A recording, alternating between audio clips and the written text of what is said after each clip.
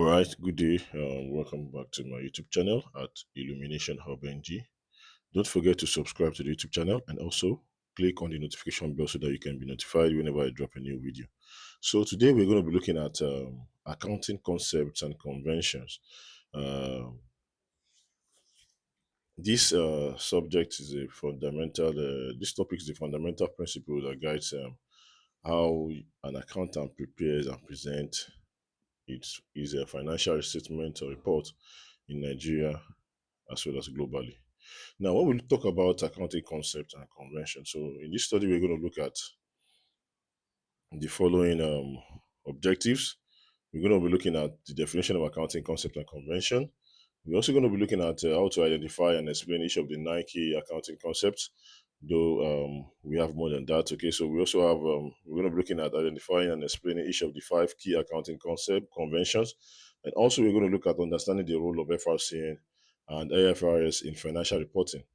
And lastly, we're going to be looking at how to apply concepts and conventions to practical accounting scenarios. So let us move on to what is accounting concept and convention. Okay, now, accounting concept and convention, according to module 2 and 3, are basically rules, principles, laws, procedures, guidelines that are adopted in preparing and presenting financial statement. Okay, so these are simply rules and policies, principles that guide how accountants prepare uh, the book of accounts. Okay, in compliance. Okay, with the generally acceptable accounting principles. Okay, so before you can begin to prepare accounting reports or statement, okay, you need to understand the basis, okay, you need to understand the foundation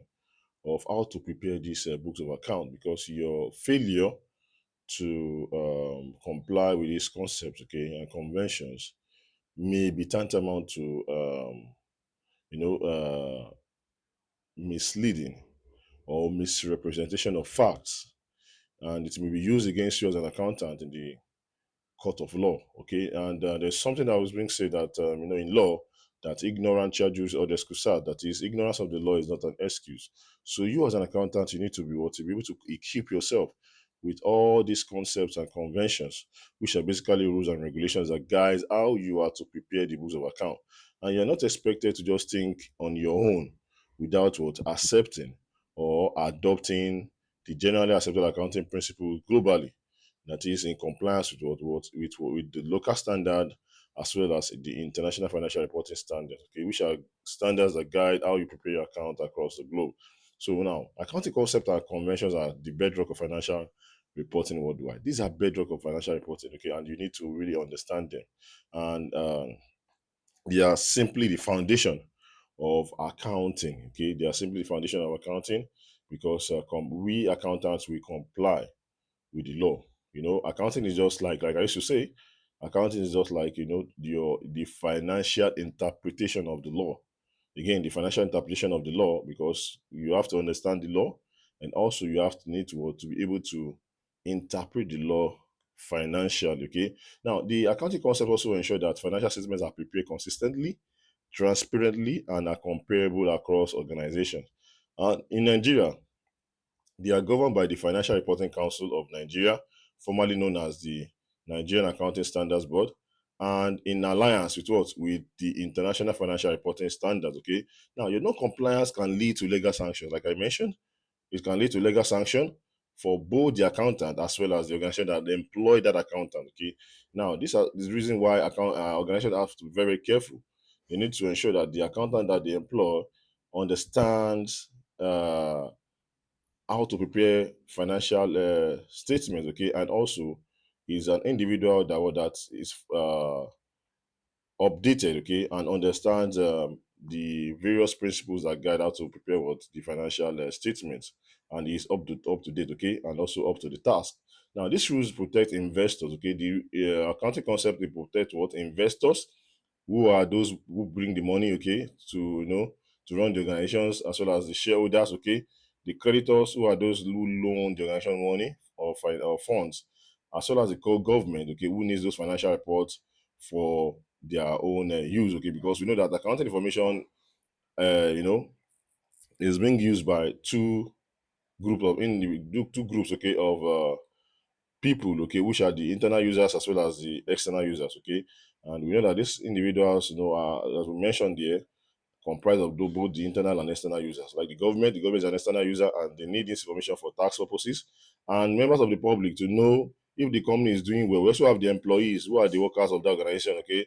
And to know if the company is performing very well. We also have the creditors such as the banks and they are the ones that need this information as external users of the information to be able to lend the organization money, okay, as well as the investors and shareholders who are the those that provide the finances, okay, to to run that organization, and also members of the public uh, who are interested, okay, in the performance of that organization. And the reason for adopting the accounting concept and convention is to avoid misleading members of the public, okay. And you need to what you need to ensure that that you do not misrepresent facts, and you have to comply with whatever standards has been provided by the various accounting bodies, okay. So let us move on to the next one. We're going to be looking at the various accounting concepts, okay. So we're going to look at some of those accounting concepts, even if we can't mention every one of them, but we try as much as I will try as much as possible to be able to, mention them all. Okay.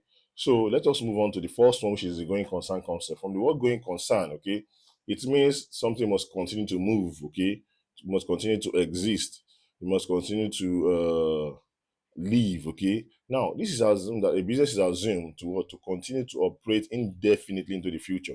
When we're talking about the going concern concept, we're talking about the fact that this is a concept that states that an organization, as an individual or artificial person on its own, must continue to exist into the future without ceasing, okay, to exist, okay, except for some certain conditions, okay. Now, this organization will continue to live even when the owners of the business die, okay. When those who are the shareholders or the founders of the business die, the organization will continue to exist beyond them, okay. Now, from the we have here, we said the business will continue to exist for the foreseeable future, even after its founders die. Okay. And the next one is the assets are valued based on their continued use, not their liquidation value. Financial statements are prepared on the basis that the company will not be wound up. When we talk about wound up, we're talking about liquidation. Okay. So this company will not wound up. Okay. That is the belief. Okay. Business can be passed from generation to generation. Continuity is the default assumption. Just like we have, businesses undergoing concern concept. We have seen businesses that are family business, such as the Elganza, the Koya family. Okay, we have them. We have the Lever brothers. We have the Shagayas and the like. Okay, you can see that these businesses move from one generation to another generation. Okay, so they continue to move, and also from one shareholder to another shareholder, from a partner to another partner, and on and on. Okay, so it goes on and on. Okay, and this is why we say that going concern means that, that the business will continue to exist when the real owners, okay, are no longer there. Now, one of the exceptions is that going concern will cease to exist only when a court orders that the company should liquidate or bankrupt, okay, that the company is bankrupt, okay, that is, the company can no longer meet its obligation to its investors as well as its creditors, okay. So in this case, the court can give a judgment that the company must cease to exist. For example, I made an example here. The Dangote Group as continues operating across generations and leadership changes, okay, a classic application of the going concern principle. Now, Dangote Group is also a family business, okay, and it has continued to evolve from Dan Tata. We know the Dan Tata family, and we know the Dangote Group also was, it's a family business, okay, and it's a multinational business that has continued to evolve over a very long period of time. So that's what we mean by going concern concept, which you need to understand. The next one is we have the business entity concept. Now, under the business entity concept, okay, the business entity concept simply, from the word entity, when you hear the word entity, it means individuals, a person, okay? Now, the concept states that the business and its owners are two separate legal and accounting entities. According to law, the business is seen as an artificial person that can sue and be sued in its own name, okay? And the individuals are separate from the business itself. And whatever action that the individuals take, is solely binding on what, on the organization. Okay, now this business entity concept, tries to differentiate between the owners as well as what, as the company itself. Now, a business is treated under the law as an artificial person that is different or distinct from its owners. In law, a business can sue and be sued in its own name. Now, owners' personal transactions must never be mixed with the business transactions, and owners' drawings, that is withdrawals, are treated as a liability of the business to the owner. So don't just take anything out of the business. And if you're doing that, mixing up, you are taking out properties, maybe a cash from or stock from the business, then these are seen as liabilities to the organization, because you're not allowed to do that. Okay, this is the foundation of all business accounting. Okay, without it, financial reports will be meaningless. Now, business entity concept is the foundation of all business accounting, and without it, financial reports will be meaningless. So you need to understand that, according to the law has differentiated the business, which is an artificial person on its own, from the owners. Okay, and that is why we have separation of power. Okay, that is of duty. The managers are different from those who are the owners of the business. Okay, and under the entity concept, okay, the business itself can, you know, it's a person on its own. So I give a key scenario, okay? For example, if a sole trader uses business cash, okay, to pay a personal phone bill, this violates the entity concept, okay, because you're not allowed to treat the business as if it's your personal belonging, okay, and also you are not allowed to withdraw from the business, and this becomes a liability, okay. So this violates the entity concept. The business has no obligation to pay your personal bill, okay. So just take note of that, okay. Except when you have been given a salary or some other form of remuneration for your activity, okay, in the organization. Now, let us talk about the periodicity concept, okay. Now, when we talk about periodicity concept from the word period, we're talking about the time frame, okay. We're talking about the time frame the transactions occur, okay, during a given financial year. Now, the periodic concept says that accounts are prepared for a defined and regular period of time. Okay, now again, the accounts are what are prepared for a defined and regular period of time. Now, financial performance is measured over fixed regular time intervals. And common periods that we know where financial reports are being prepared are annually. It can be annually, it can be quarterly, it can be monthly, it can be what's it called biannual. Okay, so these are the period where what accounts are being prepared. Okay, in Nigeria, for example, the government mandated that accounts must be prepared from 1st of January to the 31st of December of every year. Okay, and you can see this in the Companies and Allied Matters Act. Okay, so which is a an act that regulates and guides how an organization operates. Okay, so it also the policy concept enables the stakeholders. And when we talk about the stakeholders, we're talking about those who have vested interest in the organization, like the shareholders, the employees, and the others, government, and the like. Okay, and the investors, competitors, etc., to make timely and informed decision. Okay, so this helps them to make timely and informed decisions on the financial reports being presented, okay? And the periodic concept supports comparability of performance year on year, okay? What we are simply saying is that now you can compare the financial performance of 2022 with that of 2023. You can compare the performance of 2025 with 2024, because the accounts are being prepared within a given period of time. This allows you to be able to know how the company is performing, to be able to make informed decisions on what are the needs, okay, of the organization, for it to improve more compared to the previous years. Okay, now, and I give an example that accounting periods are annual, which is a period of 12 months from January to December. It can be quarterly, it can be every 3 months, January, February to March. Okay, that's three. Oh, well, that's a quarter. And it can be April, May, June as another quarter. That's a mid year. Okay, so this allows you to be able to make informed decisions. Okay, we can also prepare it monthly. These are majorly my management accounts. Okay, that are prepared monthly. Okay, so let us move on to the next concept. We also have the historical cost concept. Okay, the historical concept affirm that assets and liabilities are recorded at their original acquisition cost. Okay, that is the historical cost concept. That is, assets that are being acquired and liabilities that are being owned are what are recorded at the original acquisition cost. Okay, so the purchase price, that is the cost at the time of a transaction, is the basis for recording. Okay, this applies to assets, liabilities, and expenses at the point of exchange. It provides objectivity and verifiability. Documents support the recorded amount. Okay, it does not reflect current market value. Yes, the historical cost concept is historical cost does not what does not reflect current market value or replacement cost. Okay, the limitation is that during inflation, historical costs can understate the real value of the asset, and which is the truth. Okay, during the time of inflation, the real value of that asset will be understated. Okay, and I gave an example that when you buy a building, you really bought the 2,000 for 5 million naira, it's still recorded at 5 million naira in 2025, even if it is now worth 50 million naira.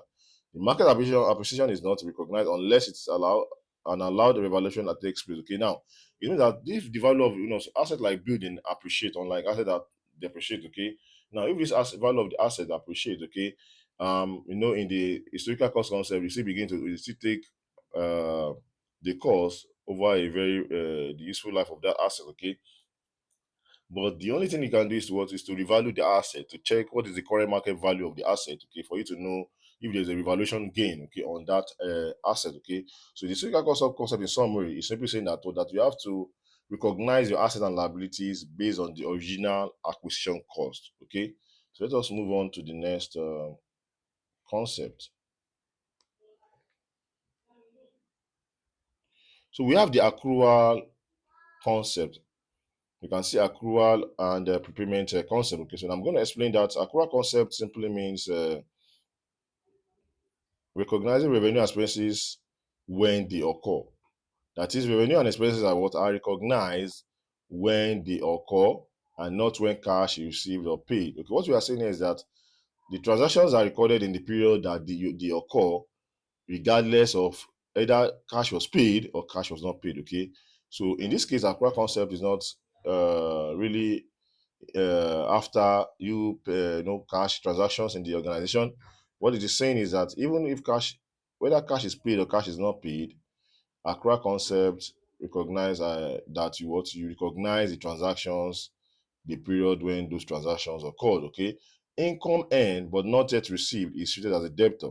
That is accrued income. Now, what we are saying is that in the case of accrued income, it means that you have earned the income, but you have not given value for the income that you have earned. In this case, it is a liability. Okay, it becomes what accrued income is income that you have earned, but you have not yet received value for. When you talk about accrued income, it is they are income earned, but you have not received the value for that. Is that you have worked for that income, but you have not been paid for that income. In this case, it becomes an asset. Okay, so accrued income are assets.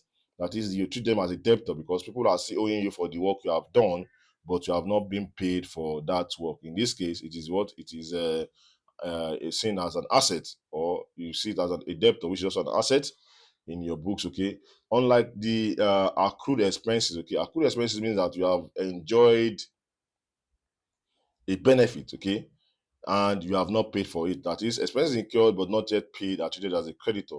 Then in this case, accrued expenses are seen as liabilities. Okay. Now, when we talk about accrued expenses, it means that these expenses, for example, it can be maybe you paid you incurred rent. Okay, for example, you incurred rent for a period of 1 year and you have not paid. The second year you are still owing.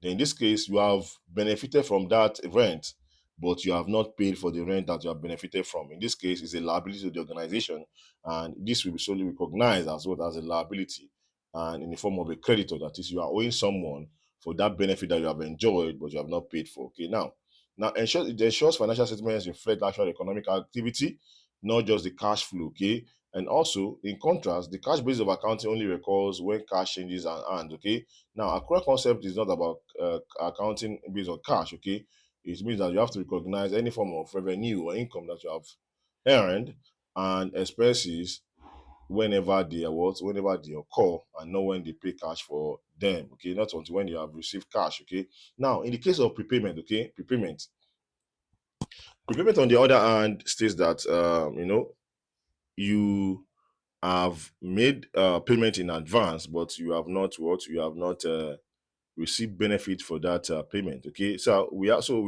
as we have accrued income, we also have prepaid income. Okay, prepaid income simply means that income that has been paid. Okay, income that has been paid, but you have not given value for that payment that you have received. That is, for example, someone engaged you in a contract. Okay, the contractual fee was paid, but you have not finished the contract. In this case, I prepared income. You have been paid ahead of the job. You have not done the job, but you have been paid ahead, and you have not given value for the job that you are paid for. It is a liability on your side. Then that means that prepaid income, on the other hand, becomes a liability.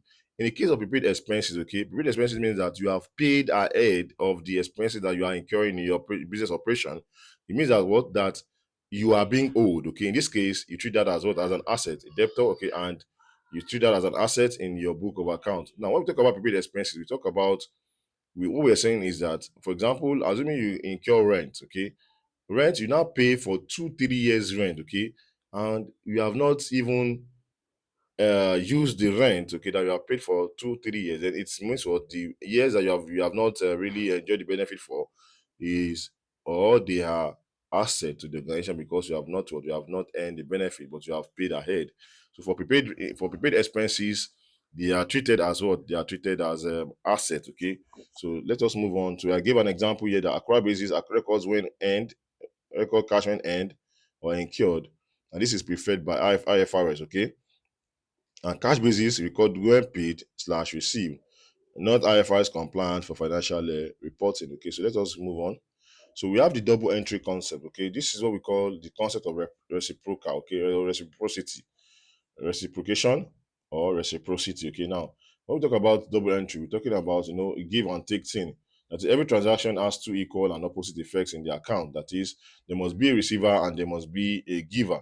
For every debit entry, there is a corresponding credit entry of equal value. Again, for every debit entry, there is a corresponding credit entry of equal value. Now, for every receiver, there must also be what, a giver.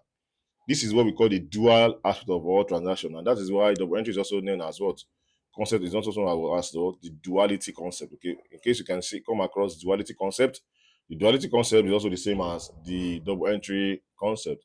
It ensures that the accounting equation always hold asset equals to liabilities plus capital. That is, when you want to define your assets, it is seen as what, liabilities plus capital. And in the case, it can be told to what is the liabilities. Liabilities in this case can be what is equals to what, assets minus capital. Okay, liabilities in this case, what, when you transpose the equation, your liabilities become your asset minus your capital. And also for capital, it also means that what, your assets minus what, your liabilities. Okay, when you transpose the equation. Okay, now the double entry concept also say that forms the basis of the trial balance. Okay, it forms the basis of trial balance, but trial balance also rely on double entry principle or concept. It also forms the basis for ledger account, also relies on the double entry concept, and also the financial statements. Okay, now a failure to apply double entry results in errors. We know accounting errors. Okay, that is, your failure to comply with the double entry principle or concept will result in accounting errors that will affect the trial balances. Okay, which is a list of schedule of all balances that are extracted from the ledger account. Okay, and I gave some rules. Okay, the real account, that is for real account now, debit what comes in and credit what goes out. Debit what comes into the account and credit what goes out. Now, for personal account, we have the debit the receiver and credit the giver. For nominal account, okay, we have debit all losses slash expenses and credit all gains slash income. Please take note of all these principles. Okay, so let us move on. Let's move on. We have the matching concept. Okay, when we talk about matching concept, we have revenues and expenses are matched when they are being generated. Okay, and it must be reported in the same period. That is, for you to be able to make any revenue or income, you must have incurred some expenses too. So you have to match the expenses against the income. That is, income earned and costs incurred, or to earn that income, belong in the same income statement. So you have to recognize that it establishes the cause and effect relationship between revenue and expenditure. It also prevents converting of profit by deferring related costs to a later period. Directly linked to the accrual concept, both ensure periodic accuracy. Example, staff salary for December must be in December and December P&L, even if paid in January. Now, I gave an example here. Why without matching, profit could be overstated if you don't match this revenue against expense, you can overstate your profit. Losses could also be deferred in this case. Decisions could be based on misleading data. Okay, so matching concept ensures a true and fair view of performance. Okay, matching concept ensures what, that a true and fair view of performance. That is, whatever expense that you have incurred within the period, you have to recognize it in your account.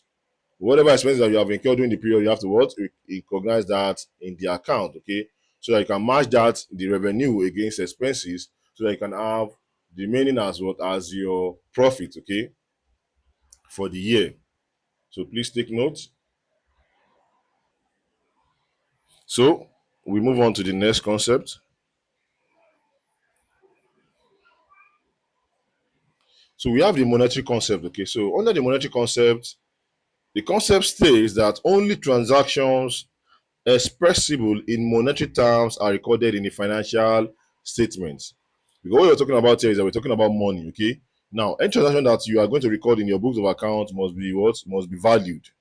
They must be valued in monetary terms. Okay, that is, there must be a denomination attached to them, either in a currency of either your country, maybe that's how the transaction occurs, or maybe of that of a foreign country. Okay, now what we are saying is that all business transactions must what, be measured and expressed in a currency.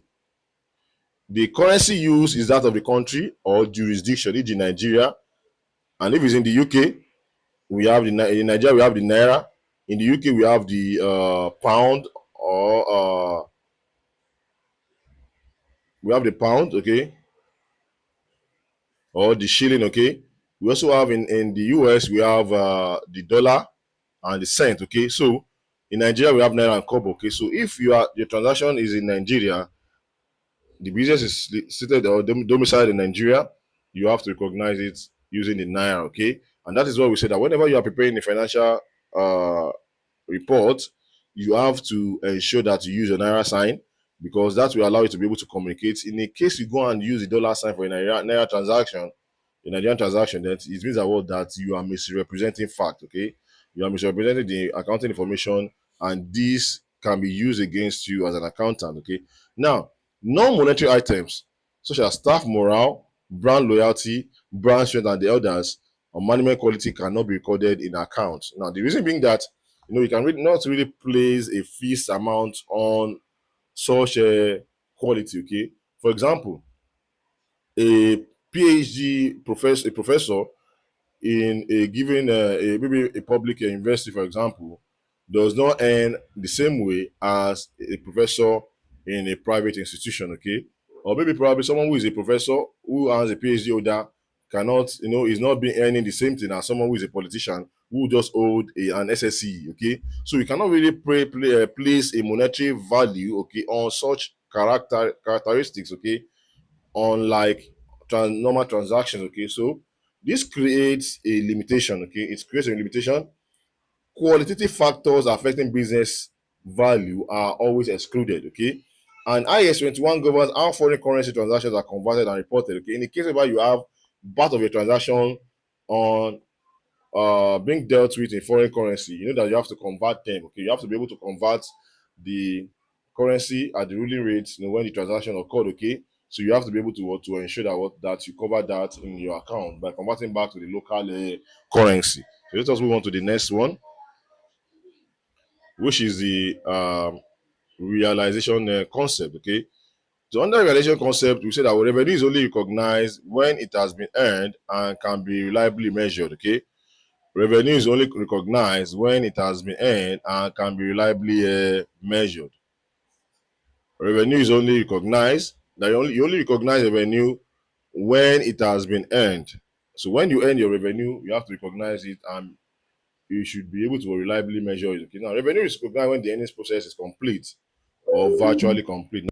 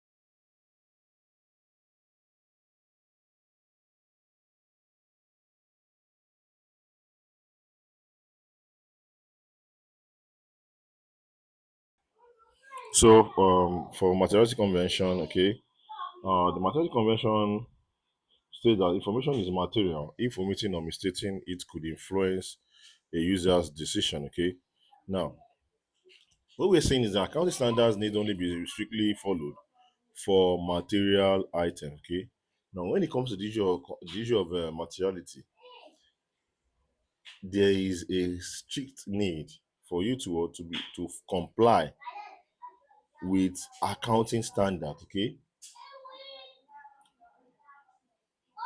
because materiality itself is relative. Okay, it differs from one.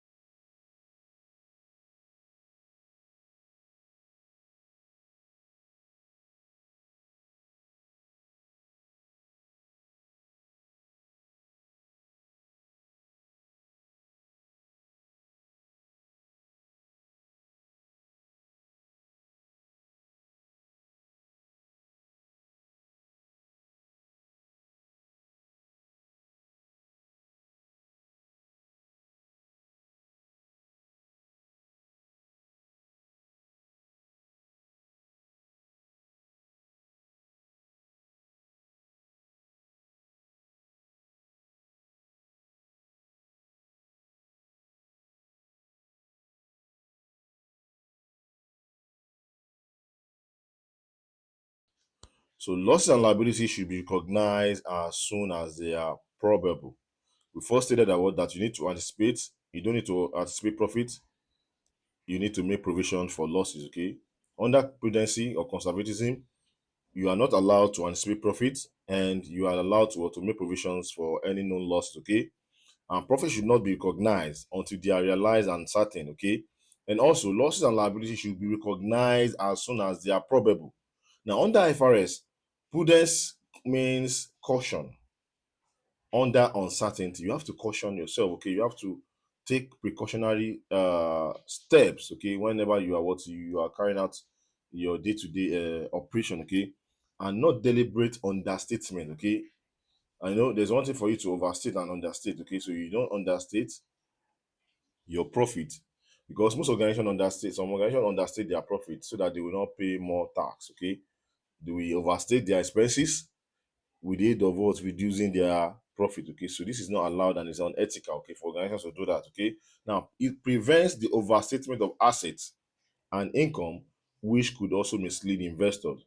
And it is applied when making provisions for bad debt, stock obsolescence, and legal claims. Please take note now. And there's a practical usage here. We have a provision for bad debt. Okay, if 5% of debtors are likely to default, make a provision now, even though the loss has not occurred. Okay, this is prudence in action. But if you have not made a profit of 100 million and you anticipate that you're going to make a profit of 100 million on an operation, this is not allowed in accounting. Please take note. It can lead to legal claims by your investors if care is not taken. So now let us move on to the consistency convention. Okay, now under the consistency convention, this convention states that the same accounting methods must be applied from one period to another period. Okay, now this is saying that when you have an accounting method that you have adopted, maybe probably in your depreciation of your assets, for example, either you stick to the straight line method, the reducing balance method, the sum of the year digits, and others. Okay, now if you are using straight line method for about you have been using straight line method for about 2 3 years, you have to continue to use that straight line method. Not that you use straight line method in 1 year and another year you have adopted the reducing balance method, because this is can be seen as a way maybe probably you are trying to defraud the investors or you are trying to mislead members of the public, okay, by using that, because what you are simply doing is you are using various methods to depreciate your asset. Okay, so now this convention says that once an accounting policy is adopted, it must be consistently applied across periods. Across periods. Across periods. Okay. Example: a company using straight line depreciation method must continue to use it each year. Okay, you can hear that. And changes in policy are allowed but must be disclosed and justified according to IAS 8. Okay, now ensures comparability of financial statements over time. And without consistency, trends become meaningless and profit figures can be manipulated. You can hear that. So if you are not consistent with the method that you have been using over the years, then it can what lead to manipulation of your profits. Okay, so now let us look at this example here. Now, a straight line using straight line method, equal charge each year. Okay, because under straight line method, you're going to be charging the equal depreciation amount of depreciation each year. Okay. Now, for example, now 100,000 naira divided by 10 years means that you're going to be charging 10,000 naira as depreciation over each year. Okay. Now, when you use what the reducing balance method now you're going to be using percentage of the book value of the asset. Okay. In year one, this becomes 20,000 naira. In year two, it reduces to 16,000 naira. You can see that there's a difference. Okay. Now, when it was 20,000 naira very high in the first year, it's reduced and it's even higher than the amount to be charged as depreciation in the second year. Okay, so you cannot switch without disclosure. You have to disclose this that you are switching from one accounting method to another accounting method. Okay, so let us move on. Now we have the objectivity convention. Now this objectivity convention states that financial statements must be based on verifiable and factual evidence, not personal opinion. Your opinion does not count. Okay, your personal opinion does not count in accounting, preparing accounting reports. Okay, what counts is that your report must be verifiable and it must contain factual evidence that can be verified, okay, by the various international bodies or local standard setting bodies. Okay, now accountant must rely on objective evidence based data when preparing accounts. Please take note. Historical records that has to do with invoices, receipts, contracts must support all entries. All the transactions that you have taken that have taken place in your organization must be supported by what? By evidentiary documents, okay, like the invoices, receipt, and contract documents, okay. So personal bias, sentiment of favoritism must not influence financial reporting. Take note of this, please. A sale of 5,000 naira recorded in 2005 must remain 5,000 naira in subsequent reviews, okay.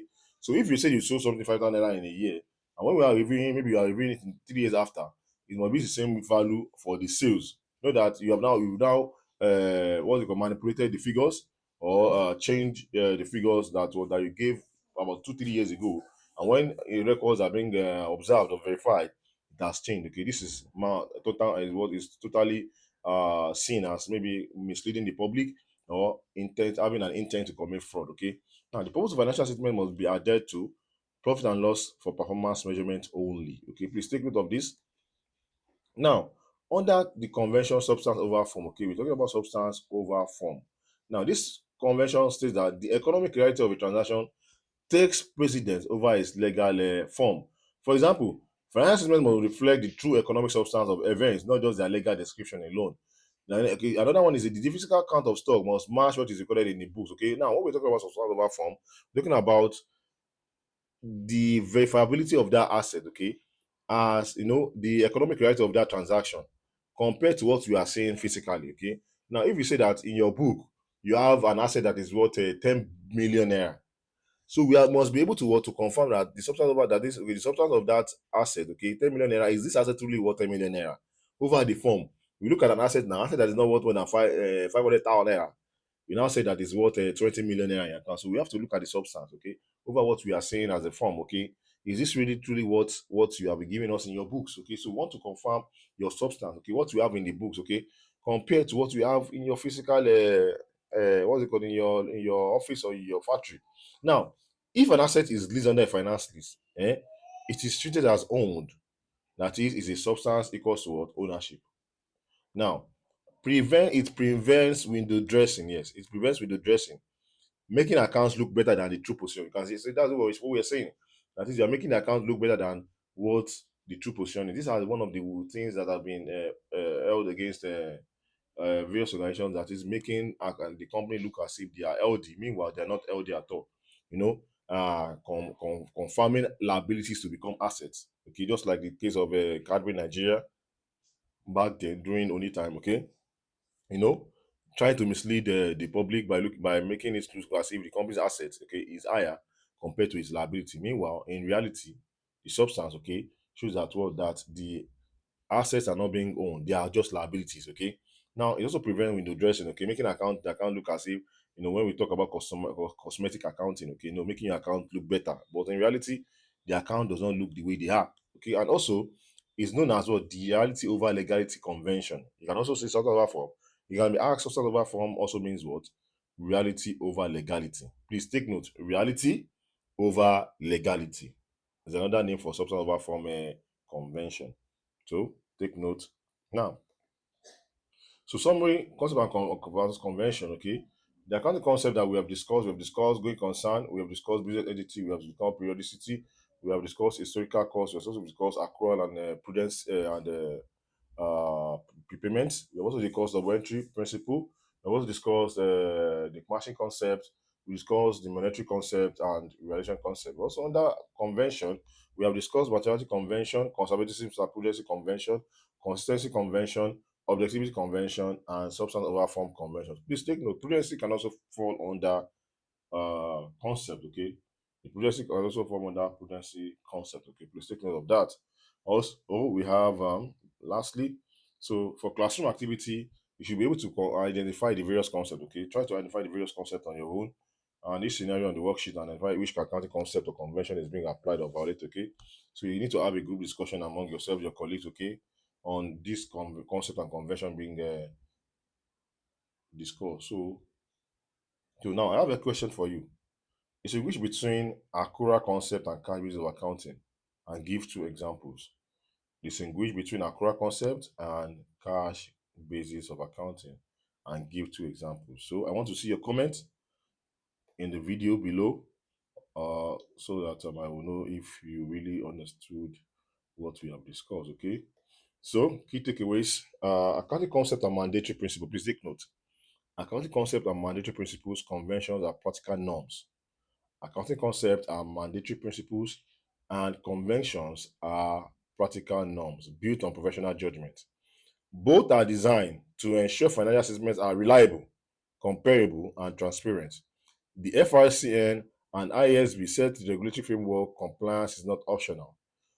Understanding these principles is the foundation for all advanced accounting topics. Okay. Now, quote: a sound knowledge of accounting concept is a compass that guides every ethical accountant. Take it again.